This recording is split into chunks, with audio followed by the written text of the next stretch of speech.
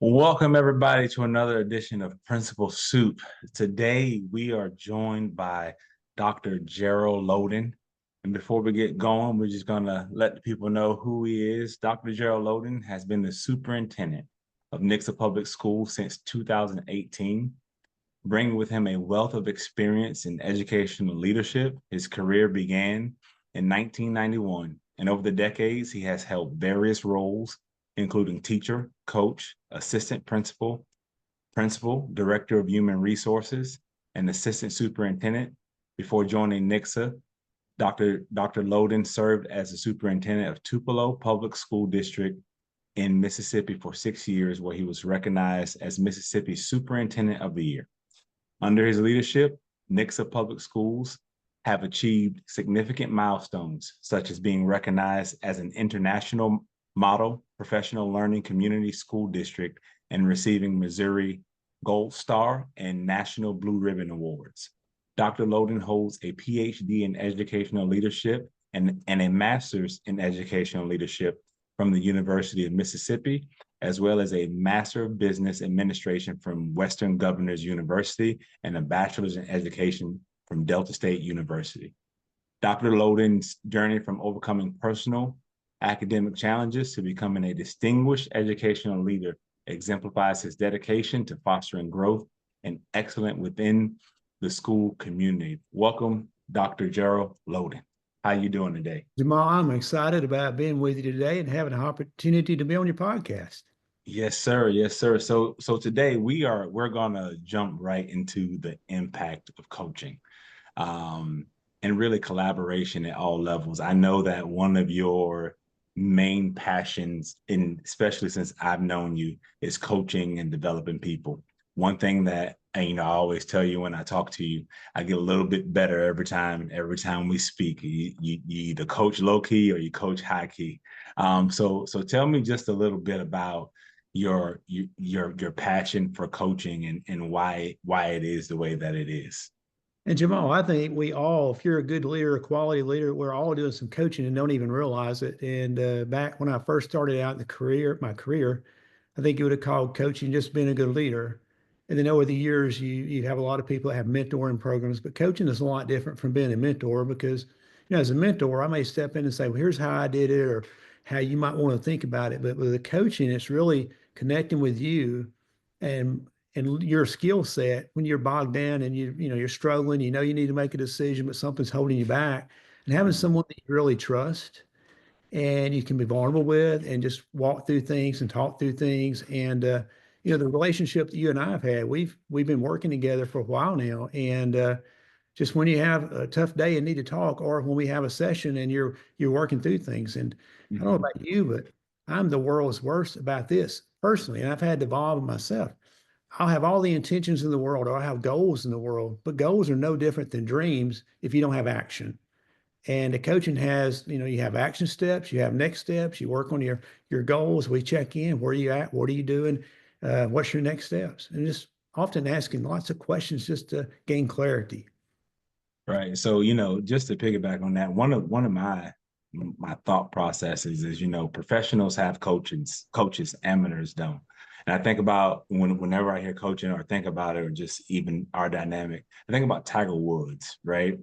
Tiger Woods at some point was the number one golfer in the world, but he still had someone helping him work on his swing. He had a swing. He had a coach. So coaching is extremely important, especially for professionals. But talk to me about your personal philosophy when it comes to coaching school leaders, and how has it evolved over time?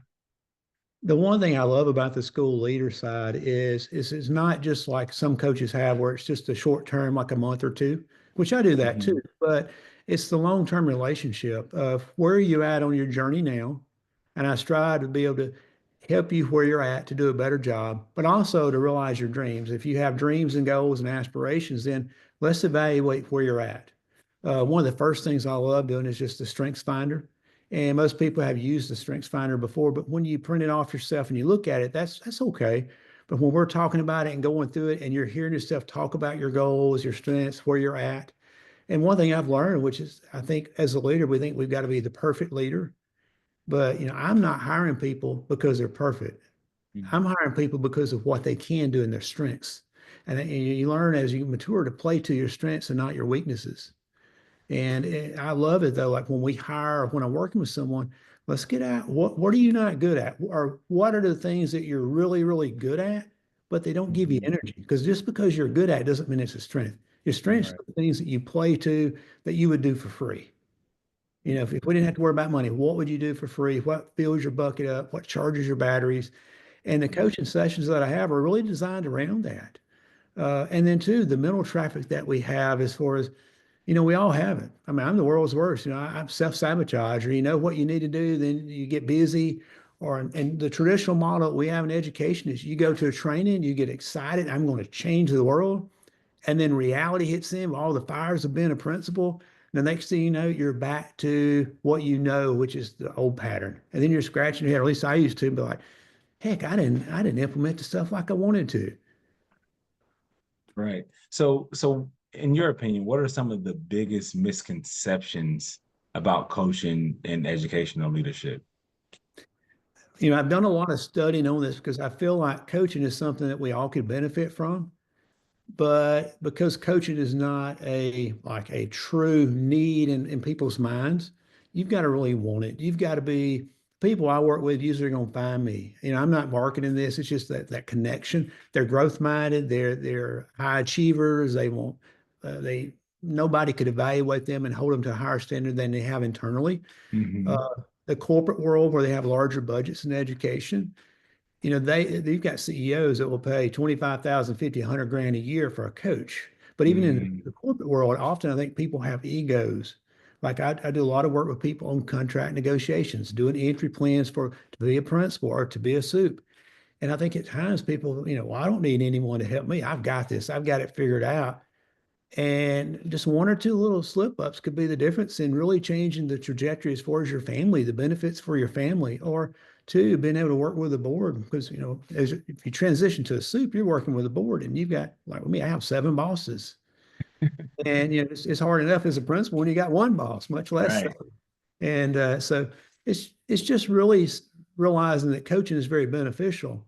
Now, one thing I love in education is we have Mhm. embraced in most districts a model of having instructional coaches or instructional specialists, which work with your teachers. And in Nixa, we've invested a lot of time in having our coaches and other folks on our leadership team to go through the cognitive coaching, which is more or less for education. But a lot of it's the same principles as far as coaching someone that's a leader. So you mentioned, working on the entry plan with principals and aspiring superintendents and just your different school leaders. What does effective coaching look like for a principal or a school leader? We like mentioned in the entry plan, Yeah. my grandmom and grandparents, they were just country folks. And my granddad was very wise and my granny both. And my granny would say, remember, you only make a first impression one time. Well, if you're aspiring to be an assistant soup and another district calls you and you interview and you go through the interview process, well, you're about to be very, very busy because the first thing you want to do is make sure you leave your place that you have now in a great position and you hand off to the new person. And you want to leave it in a better position. And I've seen people that, oh, they hope the place they left doesn't do well. I want it to be better than what I inherited it. I want the next person to be able to take it and make it even better. But then as you're Yeah. going through the entry plan, you can find all kinds of entry plans on the internet and copy and paste, but do you Hmm. know by doing that how to deliver it? If you're going into uh, a new team, a new building as a principal, a new district as an assistant soup or something similar, or a superintendency, just to have someone that can sit down with you and evaluate it and ask questions about it because you can look at it all day long and you get tunnel vision and you know what it means. But when people start asking you questions for clarity, you'll go, Right. That's not clear. And one thing I love about the entry plans that I've used personally is I use them kind of as my Bible for my first year. And I may not complete everything on it, but it Hmm. guides me and helps me to evaluate myself. Am I doing what I said I was going to do? The things that are important. Now, anytime that we get into a position where we're using an entry plan, you're going to have your boss to say, oh, you don't need to meet with this person, but I need for you to meet with here. Or this looks like a priority on the outside, but this is not the biggest priority. This is. So the entry plan helps for the person that's hiring you to see that you've done your homework, that you understand the dynamics of the district, and at the same time, they can guide you on the do's and don'ts and things they'd like for you to focus on too. So you have Mm. a good alignment with your, the hiring authority of the person you're working for. So speaking in the realm of like the entry plan, there's a lot of feedback that's associated with that. And I know sometimes leaders struggle with giving and also receiving feedback. So how do you help leaders embrace coaching and feedback as a tool for growth rather than criticism in that transitional phase? Well, feedback is a breakfast of champions. And you don't want to have, none of us want to have a surprise when it's a formal evaluation. And I've always looked at it like I want to have checkpoints, even if I've had principals before that supervised me or superintendents have supervised me that really didn't evaluate me. But I made Mm. sure internally that I would go by and sit down with them and say, hey, I'm working on this. Is there anything I need to do I'm not doing? Because I didn't want surprises. As a soup, as I've evolved, every time you leave a place, you're like, okay, how can I get better? Well, one thing I do now that kind of goes against some of the, things you might be trained by a school boards association. But I meet with my board members one-on-one 3 to 4 times a year and just have a cup of coffee or lunch and just want to talk and know about the families and develop a good relationship so they Hmm. understand how I believe, what I believe, my why, not the how or Hmm. the what, but my why. So that way, if we get into a situation where there's a lot of change or a disruption where we're having to make some big changes, they know that how I process things and how I think, and they're able to work in the community and say, well, look, here's why we're doing this. And I don't want them to be blindsided either. So how just beyond, your one-on-one coaching, and I know that, your district, y'all have a great collaborative culture. So how do you foster a culture of collaboration among principals, teachers, and district leaders to create that alignment? Now, that's one thing Nixa has that's really, really good. And I was blessed. This is my 7th year. And when I arrived, you're at a place that's very, very high performing in Missouri. You are typically in the top 10, 15% in the state and everything you can measure. And you're in the bottom 15% on funding. So you're really a best buy. But one thing our district have been doing for years was we have a tool that we use, and first and foremost, we go above what the tool recommends for hiring for relationships and people. So Mm. common sense to me said our district's open to the POC model where you work together. And that has been a journey that we've been on, and our folks have embraced it. And at first it's not easy because you're working together, and you're interdependent. You're working alone at times. You're working together. You still have autonomy because when you or start teaching a lesson, you're deciding on the resources and all. You agree on the pacing. But Yeah. that's helped us a lot. And then as a soup, my cabinet's my key, and my principal is working with them and being able to be in the buildings and being visible. And there's different models for different districts. Like you're in one of the largest districts in the United States, but I believe there's ways that you can have touch points from the central office where you understand what's happening in the buildings and Mhm. have 360-degree feedback from your teachers and your principals so you're all working together. Uh, So you mentioned something, hiring for relationships and people. Talk me through that process and as it relates to that piece for you, going above and beyond. okay. And let me say this too. I'm a little different than some of the people that are out there. Like if you go on Yeah. LinkedIn, everything's about hiring for, relationships, trust and all. But at the end of the day, we do have to deliver results too. Right. And I'm action oriented. Well, if we hire the best people that we can and we make sure we have a good onboarding process and we listen and we add the things our teachers want, support our admin. And for me, like I tell my board all the time, my greatest intervention I have is my cabinet. The greatest intervention we have over all those are classroom teachers. And we want to know that we're doing the right things to support them. So when it's crazy at the district level, they don't have a clue. You know, now, of Yeah. course, a lot of the people I work with are behind the scenes. If you have a snafu with payroll or purchasing or the internet goes down, oh, the tech department is really urgent. But if you hire really good people, and they need to be smart, you got to know your stuff if you're going to teach. But really, if you're willing to work with others and especially be vulnerable and give Mhm. feedback in a kind way and receive feedback in a kind way and reflect on it, that's the engine that runs our district. Now, I got go ahead. no. So then in that realm, so how do you, encourage your principals or your team to not only seek mentorship, but become strong coaches for their own teams?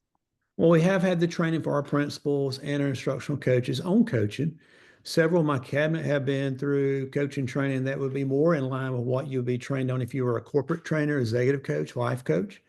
So we're around it. We're still evolving. We're not where we need to be, but we're doing a better job of instead of going to what most people do. There are a lot of places that will say, Jamal, we want you to be a mentor to other principals, and they'll put you through a 3 hour training, but really you're doing more mentoring than coaching. Mm, And I've got to dig. And the other thing is too, like if I do one-on-one, it's a little different than the environment of where I'm supervising you. I want right. you to be vulnerable. I want to know where you're strong, where you're passionate, what you're good at, but also the background info that makes you who you are. What happened as a kid? What's your life been like? What are your goals for the future? What are your fears? And that way I can really coach you in a different way. And that's the coaching that doesn't really happen in the school as much because when it's your boss, you're not going to open up as more. So I do like the models where at times if you have someone and you're a coach on the inside, I'll bring some outside folks in that I trust to coach some of my team members too. Got you. So when you say you gather like the information about their backgrounds and different things like that, can you share an example of like a time where you've coached someone based on their background and what that looks like for our listeners? Well, I will put my role out there. Hmm. I'm very open. You can look on my website. You can talk to me. Hmm. My Yeah. dad finished school in the sixth grade. He didn't go past the sixth grade. My mom and dad both worked in factories. They were good, hardworking people. Hmm. You didn't have all the programs you have today. I didn't take the remedial reading, but I didn't even figure out till later on I was colorblind. I just remember I didn't like drawing or doing anything artsy because kids would make fun of my pictures that I love. And then, Right. here I am. I'm the guy that had A's in biology until it got to the point where you had to do the stained slides in college. I couldn't do the slides. And I've always been full speed ahead. Well, Uh-huh. when my oldest son was identified as having ADHD and dyslexia, which I didn't, I knew I struggled reading and paying attention, but no one ever told me I was dyslexic until later on. Hmm. But I've had all that. Then my mom had cancer when I was 9. Then she had a different type at 11, then a reoccurrence at 15. So my childhood was a lot different than some. You worked a lot more Hmm. than you should have in high school. Well, if someone knows that about me, then they know when I'm coaching what I bring to the table. Hmm. And at times people look at you and go, "Oh, you got an MBA and you got a master's, you're doing well in life," but they don't realize all the stuff that's there. And at times Hmm. we really start putting people in roles. Like if I'm coaching Yeah. an HR person, I've been an HR director. I've been a soup. I've been an elementary principal, secondary principal.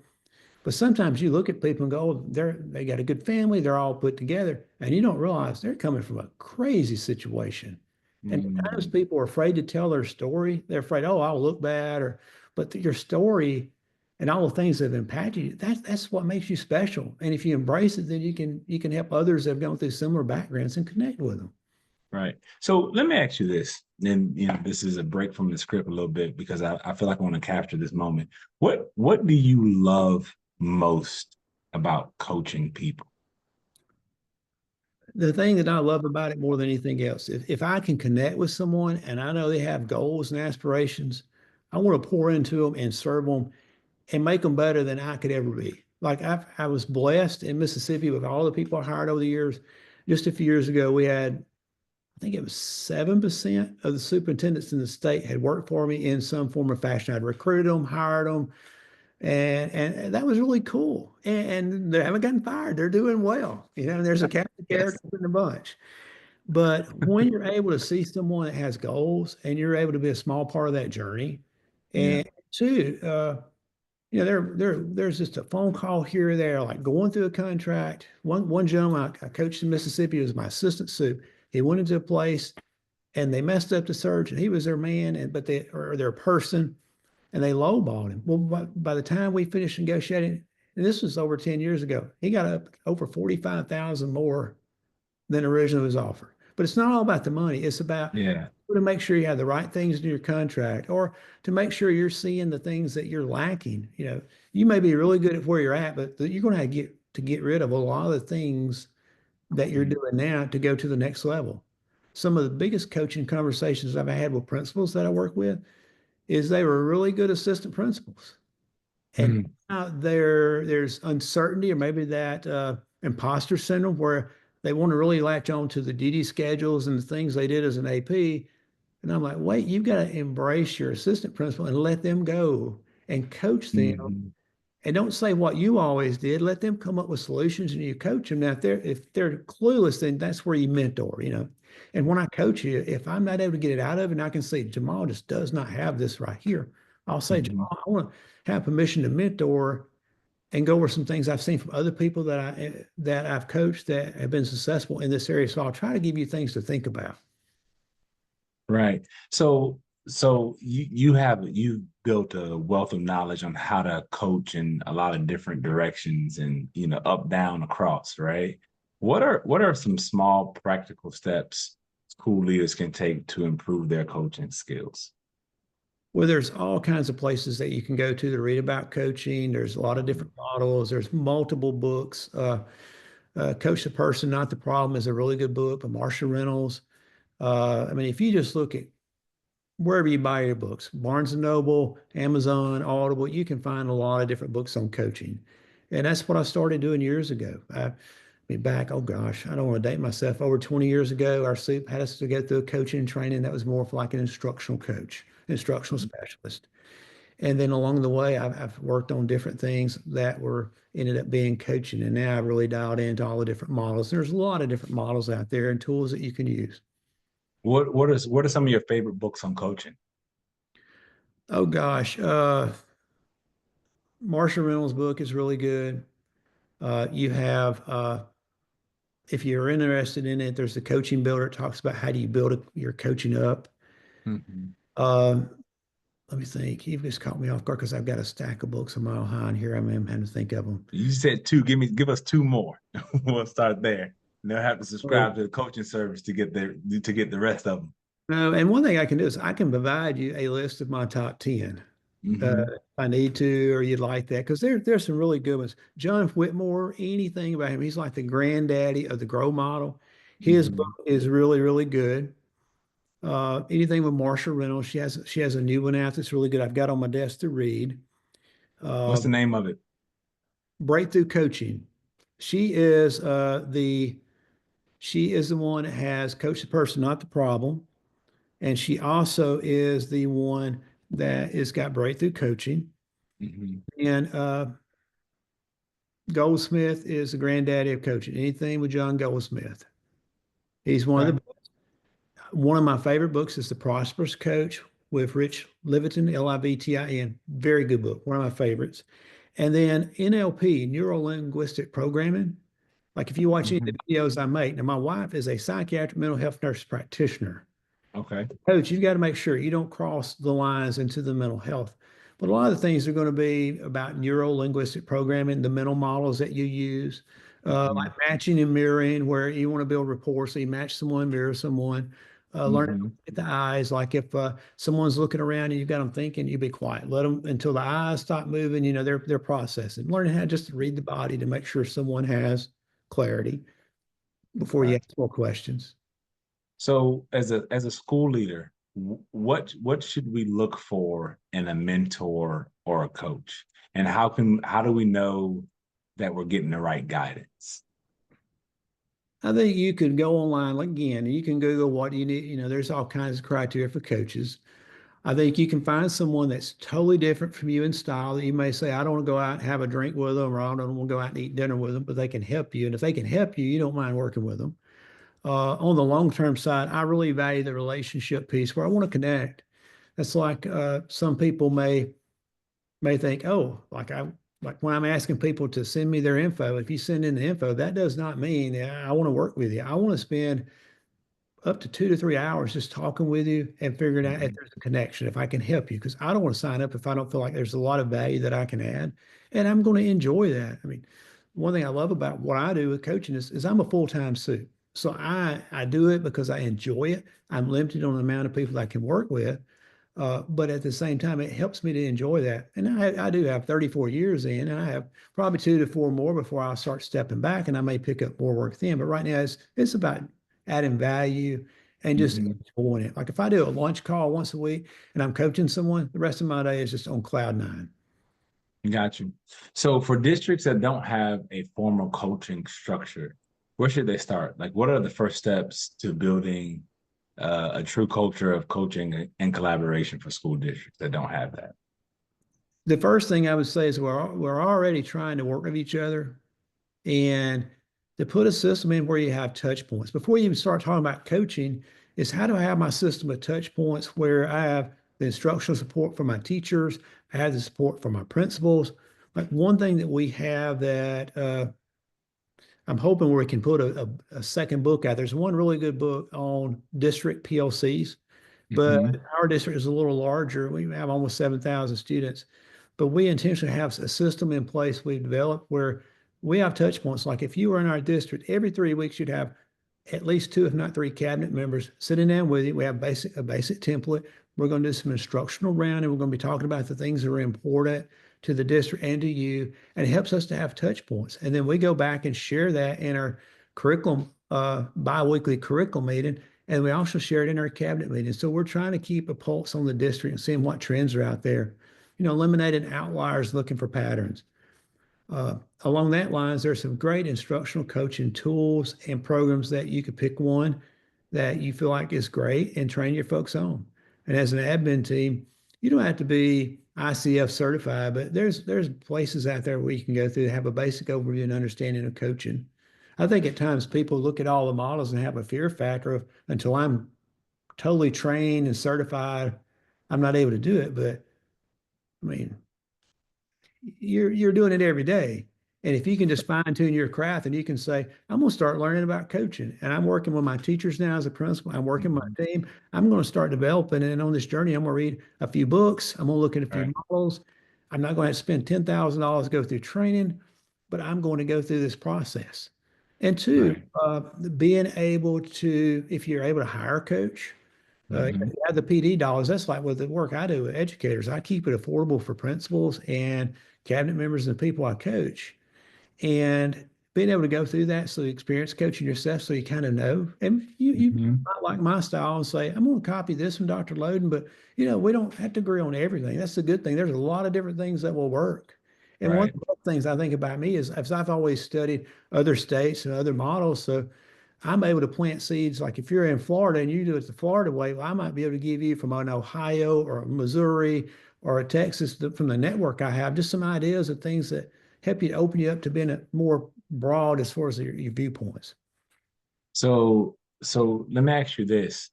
How do you measure the success of coaching and collaboration, or any coaching collaboration initiative in your school district or in any school district? When you're looking at the school district, if you go back to earlier when we were chatting, we said, it's about hiring people first that Mm, work with others, that value relationships. Now, still, you've got to have the content understanding to be a good teacher. Well, when mm, you're looking at the values, if we value people and the relationships that we have, and you have the content knowledge, and then we have the processes in place, then you would like to see instructional growth. Now, I would mm. say you may be the best people person, slapping people on the back and they all love you. But if you've been in a place 3, 4, 5 years and you're not seeing growth, at least in some key areas, something's off. Right. And like with me, I've always said after 3 years, it's mine. And it takes in the religious world, if you look, they say it takes a pastor about 7 years to really shift the culture. Hmm. Really have that in education. I haven't found a study, but I would say it takes years. And with the turnover rate we have in admin, it's sometimes you get the culture of we'll wait it out because he's not going to be here. She's not going to be here that long. But if you have your people and you're coaching your people and you're aligned to the curriculum and aligned to what's important, and you're not getting results with your system, then you've got to look. Do I have clarity with my people? Am I onboarding my people? Are my people really working together? And the other thing is, I've used Deming's work all the time. It's older work, it's TQM, but in Deming's research, he said that 85% of your issues are going to be your systems, your practice, Hmm. procedures. So if you've got to look people, task. I'm going to look at my people, make sure I'm supporting them. Then we'll look and say, if we're not getting results, let's look at our systems first. And one thing I love about our teachers, if you have mechanisms in place where you're listening to them and things that are slowing them down, they're going to tell you. Your admin will too. And if you can do a good job as far as listening and soliciting input and filtering out some of the noise and looking for things that are practical you can do that helps them. And then when you get the results, that fires up your teachers because they're getting positive momentum. Our teachers are going to work hard. Our principals are going to work hard. And when they get Mhm. results, they're in their zone. They even work harder for that because they're Yeah. connected. That's why we're in the field is to make a difference. Hmm. So if you could give one piece of advice to school leaders looking to grow through coaching and collaboration, what would it be? I would say the one thing you need to hold yourself accountable to is to have a learning plan where you have once or twice a year, you sit down and look at what are my goals and what do I need to do where I'm at now to better serve my people and to develop my skill set. And in what areas do Mhm. if you do, like if you're in your career job, you want to be a principal forever or whatever, how do you continue to have growth? What's your 3-year plan, 4-year plan, 5-year plan? And you don't have to have a typed up formal plan, but you need to reflect multiple times a year. What am I doing well? What am I not? My cabinet members, we have our 3 big meetings a year where I meet one-on-one, but then we have monthly check-ins and we'll revisit our goals. And one thing I love asking them is just, how can I better support you? Sometimes I don't have anything. There's times where I do. And I take that as, when they have the courage to say, I need help in this area, I'm going to do my best to make sure I'm able to provide resources and support. Wow. So last question. Where can listeners learn more about your work specifically with coaching and some of the initiatives that you have going on in your school district? And Jamal, if I can add one thing too, before we close too, like in some communities, you may be in a school system that's smaller and you don't really have like you don't even know where to go with coaching. There are people Hmm. in lots of communities that enjoy it that may be a chamber member or Yeah. a member of your clubs where you can talk to people. And you may find someone that's not an educator that can coach you. That's one thing I love. Hmm. I also work with people that are in the business world because at the end of the day, it goes back to people and relationships. Right. Often you'll have the imposter syndrome or that you'll self-sabotage. And I'm not trying to tell you how to be a principal or a superintendent or a CEO of a hospital or an HR director in the corporate world. I'm trying to help you work through the things that are holding you back. Yeah. So let me ask you something. What do you like? I guess what do you do? How do you support people who are in that self-sabotage mode and kind of what causes that? Oh gosh, I call it the dinosaur brain, the lizard brain. We Hmm. have the one side of us that says, evolutionary history. Most of the time we were trying to fight for food and find food. Hmm. But now we have so much food, so many calories, it may not be good that like, okay, I need to lose weight or I need to do better in my sleep. But it's hard to form new habits Hmm. or that self-doubt, if you change inside, there's going to be a chance you might fail. And in that Hmm. subconscious side, if you're safe and you have food and you have a job, there's a side of you that you might not even be aware it's there that self-sabotages because you're at a good spot and holds you back. Hmm. And you can look at all the research on habits. They used to people would say 21 days. Now you hear up to 100 days. The folks I work with, I'm like, look, everyone's different. I don't have a magic wand and can tell you what it's going to take for you to form new habits. But I know this, if you really make this a goal and you work through action steps that you buy into, and I'm your partner, your accountability partner, and we're revisiting face to face your goals and Hmm. your action steps, we increase the likelihood you're going to have positive momentum. When you're writing your goals down, your action steps down, I'm following up with you on them, the accountability piece. And then Hmm. with anything, there's days where we're human. You'll slip backwards. It's okay to have a bad day or a cheat day or, you didn't get your workout in or whatever. But I mean, we all do that though. Like, oh, I'm going to work out. The book says I need to have my clothes ready to go and I've got everything. And then you hit the snooze and you don't work out.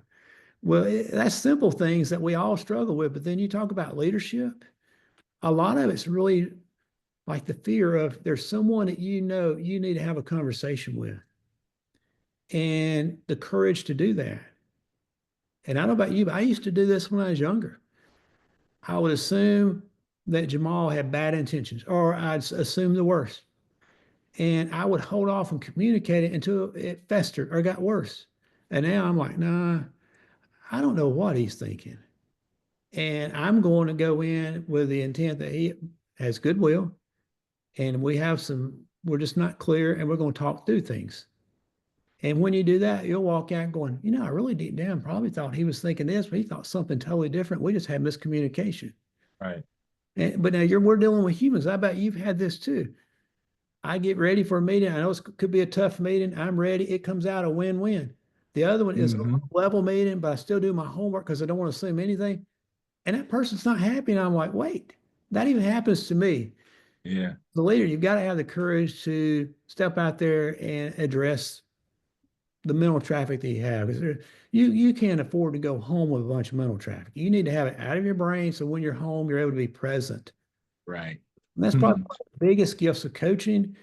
I'm not going to say coaching will do away with the mental traffic you have, but if you embrace it and you work on it, you'll have a partner that can help you to be accountable to being more present at home with your family and at work, Mhm. and not in a meeting at work going, okay, I've got to get ready for this next meeting. But when you're in the meeting, you're present, you're giving the people the time. Because one of the best gifts I have as a leader is to be present with you when you're with me. Mm. I think even for me myself as a school leader, when you are right up against, what there's a book by Gay Hendricks called The Big Leap, and he talks about our upper limits. And whenever we get to the threshold of our upper limits or our beliefs in what it is that, we believe that we deserve or what we can receive as it relates to, how much love can I receive? How much income can I receive? And anytime we get to the upper limit of anything in our lives, like that self-sabotaging behavior starts to come in, or we start to act in a different way because the thought of us pushing past what we believe that we are, what we deserve, um, scares us a little bit, or we look forward. We look to get back into that comfort zone. So what do you recommend for a principal today who's struggling with moving past their comfort zone right now? What's one thing that they can do today to, if they don't have a coach, to push past that? The best thing would be, and I'll use our football coach. He's a mental performance trainer, and his slogan for the team on his shirt says, "Doesn't matter, get better." Mm, I've always been the type where when was a principal and then a executive director and different things, I want to focus on where I'm at today and do the best job serving the people I can. A lot of people focus on the wrong things like how much money am I making or how much money can I make? If you add value, the money's going to take care of itself. If you take care of your people, if you develop yourself, if you're a lifelong learner. So wherever you're at today, stay focused. Have your list of things that you absolutely will not do. Have a list of things that your priorities that you're going to focus your time on. One thing I'd say as far as happiness on the job too, look at your strengths and play to your strengths and don't worry about your weaknesses. Know what they are and make sure you have people that the weaknesses that you have, they love. That's their happy place. Now I'm saying that, and we all have careers, but we all have our positions right now. And when I'm coaching people, I'm like, we got to find a way for where you're at now to figure out how we can get about 70% of what you do in your happy place or in your place where you like doing it. It may not be just what you love, but you enjoy it enough it doesn't bother you. And then you've got about 30% of your position. You just got to suck it up. mm-hmm. Do it. We all have things. I have things I don't like. Now, too, there's times where you'll have rhythms where things change. COVID, Yeah. they're closing schools now. All of a sudden, you've got to move your building or you've got to take another building. There's times where you're going to work crazy hours and you're going to be out of that happy place, but it's going to be temporary. That's not every day. It may be 3 months, 6 months. We all have that. We're leaders. That's what we do. It's what leaders do. But how, as a person without a coach, how can you make sure you are in your talent zone? You're also the platinum rule that I use a lot. The golden rule, I meet you, I want to treat you the way I want to be treated. But in reality, I've got to figure out what rock floats your boat, what you love, what motivates you. And by doing that, then you can connect to your people. If you know your teammates and who's doing different things, and you may have someone on your team like your inner circle, your APs that you have that you realize there's a blind spot. But you've Hmm. got a teacher over here that's working on an admin degree, and one's got one, and they'll be glad to jump in and they can help. So you're able to give them job enrichment and things they can do to help them get better. So you're able to develop future leaders too. Man, listen, we there every time I talk to you, I feel like I get a little bit better. I grow a little bit. Oh, we're Um, learning together. You've helped me a lot too.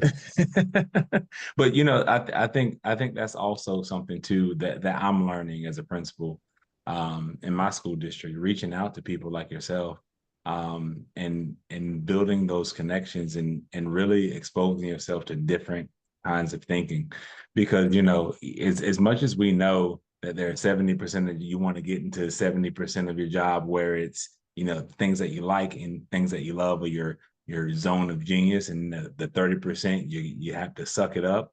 Having someone to tell you that and reinforce those things help you move forward, but also seeing it from a different perspective, because you may see a picture and I may see something completely different, but then your perspective helps build my capacity, because man, I never even saw it like that. And sometimes somebody like yourself, you've forgotten more things about school leadership than I've learned to Oh, this I'm not point. going to say that, but we're always learning. I mean, Mhm. when I was younger, I was like, I've got to learn, because I don't want anyone to say I'm too young. Well, I'm a learner by nature, so I'm still learning. You've helped me a Yeah. lot with social media. I'm the guy that's always kind of anti-social media now. I'm trying to figure it all out. Yeah. And I would say just one last tip would be, if you're a principal, you've got four people on your team, it's less than $200. Do the strengths finder. You don't have to pay a trainer to come in. You can look at that. We're educated. We Mhm. can figure things out. But if you've been in a position where often people get pigeonholed where, this is the HR director, but you don't see all the other things, know all the other things they did in their career. Or this is the high school Mhm. principal's been there 15 years, but you don't, when you have something like that and you go through your personalities, you start realizing, okay, this is why that person believes this way. I mean, I need someone that's going to dot and cross everything. I'm full speed ahead, Mhm. visionary, futuristic. I can activate, but I really need the detail-oriented people. Yeah, myself as well. So circling back to our last question, where can listeners learn more about your work? Okay, I do have a website. I've had it up just for a short period of time now, and it's just www.lodenleadership.com. And I'm all over LinkedIn too. But I have a newsletter. The feedback's been very positive on it. And just like today, I mean, we didn't, I mean, you're just firing away with questions, kind of like an ask anything session. I Hmm. have a variety of topics. I don't specialize in one area. I have ideas. I write down and make videos, and if people have a topic they'd like for me to share about, I don't mind that at all. I am working. It's probably going to be a little while because I am, 50, 60 hours a week as a suit. But I've been teaching a class for international students out of Buffalo State, New York for several years. And I have one Hmm. built on a site-based leadership for like aspiring teacher Hmm. leaders. And I have Hmm. another one on change. And I'm looking at developing two more in-depth courses that'll be very affordable where someone can go through that, then have a call with me, a follow-up goal setting call with me. Don't have all the details worked out, but that's something I'm working on for the future. But right now, my name, people call me Girl. It's Gerald Loden. It's a family spelling. If you take Pearl and put a G, that's how it's spelled. But if you look me up on LinkedIn or if you look at my website, and look, I've just got the website up, so I love for people to check it out and sign up for the newsletter and give me feedback because it may not be perfect, but I think what they'll see is practical tips. Then one thing that I'll caution you on, like if you look at a blog post I have about change, it's not going to be comprehensive. I've just got three or four things. So anything that you look at, you can write a book about change, but it's just tidbits, little practical tips. And that's my goal is there'll be topics that you look at. I don't want to read the newsletter this time. Or then the next week you may go, I need to read this. Or you may in a month from now when something hits you, you may go, oh, I remember those one. And one thing I try to do, Jamal, I'm not trying to please everyone. I'm trying to put out practical tips. So you may say, I never do it that way. But then later on, as time goes, you may be like, oh, I remember that. I want to learn more about that. And I've done that as my career. There's times where I know what I'm doing. I know the system I have. I'm always learning. And 2 or 3 years later, I may be adding things to it that I didn't know I'd do even prior. Right. That growth And mindset. growth mindset. I was about to say, well, definitely appreciate your time. For our listeners, until next time, Principal Soup. Enjoyed meeting you today and look forward to chatting with you soon. Yes, sir.